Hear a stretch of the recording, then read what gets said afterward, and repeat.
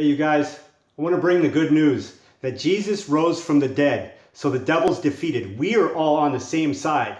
It's our job to deal with the devil. He got kicked out of heaven for having overwhelming pride, and now he wants to separate us from God and his truth. But we can use Bible verses, we can use prophecies that have been fulfilled as testimonies, we can use prophecies that are yet to come to study what to come, and we can use our own testimonies of darkness to light and what we've made it out from and what we're all specifically equipped to shine a light on from our own. Okay, I spent 10 years as a drug trafficker, and then I spent 10 years in prison, and I've been out for 10 years as of the end of September. In that amount of time, God turned it around for me while I was in prison, and I started writing books. I've published over 30, and I bought a small, humble place that I named Redemption House. So there's from the darkness to the light, which leads me to what I'm writing about now, which is 12-step related, but I'm going deeper into the history, and I'm shocked and amazed to find out that Frank Buckman was talking about Jesus Christ and how his anger and resentment separated himself from God's plan. His early version of this was that he was following Jesus's teachings on the Mount, on the Sermon on the Mount, and he was making disciples of people and spreading it to the ends of the earth. The age of miracles is back. He did all that before it went to Bill Wilson and the 12 steps. And what I'm going to do right now is I'm going to show you step one of AA and step one of his deal. Step one of his deal is we're all sinners. We're all separated. And I'm saying it's because of our thinking which separates us. Step one of AA is we're all powerless over our addictions. I'm saying that this reaches everyone, and watch how I break it down.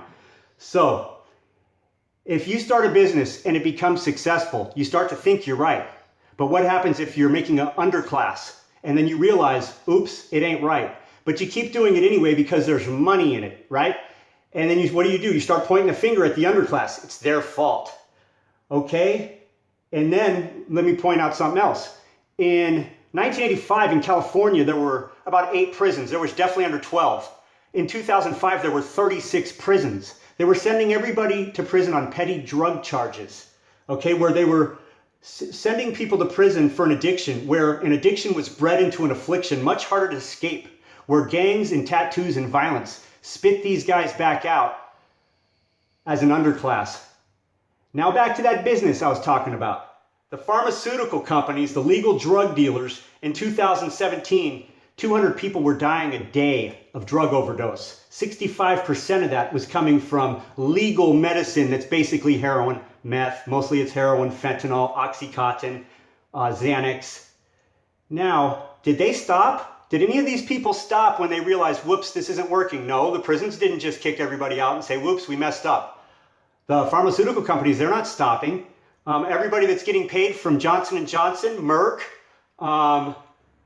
Endo Pharmaceuticals, Teva, are you guys giving your money back? No. So where I'm getting with this is that a drug addict starts to realize he's got issues. An alcoholic realizes he's got issues.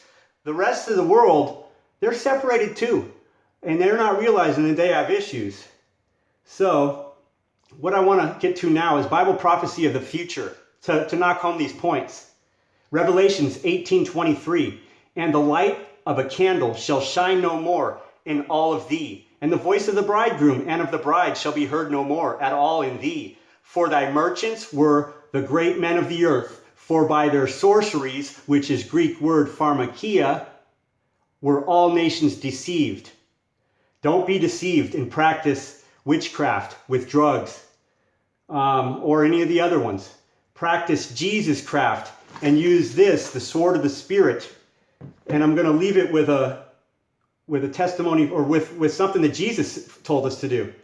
He said, a man, when he has lighted a candle, puts it not in a secret place, neither under a bushel, but on a candlestick, that they which come may see the light. So what I'm getting from that is that once you see the light, you're not to stay silent about it. You're to lift it up, to lift God up, give him the victory, give the testimony of your life being transformed to him. Hallelujah. God is our healer. God is great. He's our provider. He's our redeemer. He's our sanctifier. He's our Jehovah Jireh. Yahweh, lift him up. Lift him up.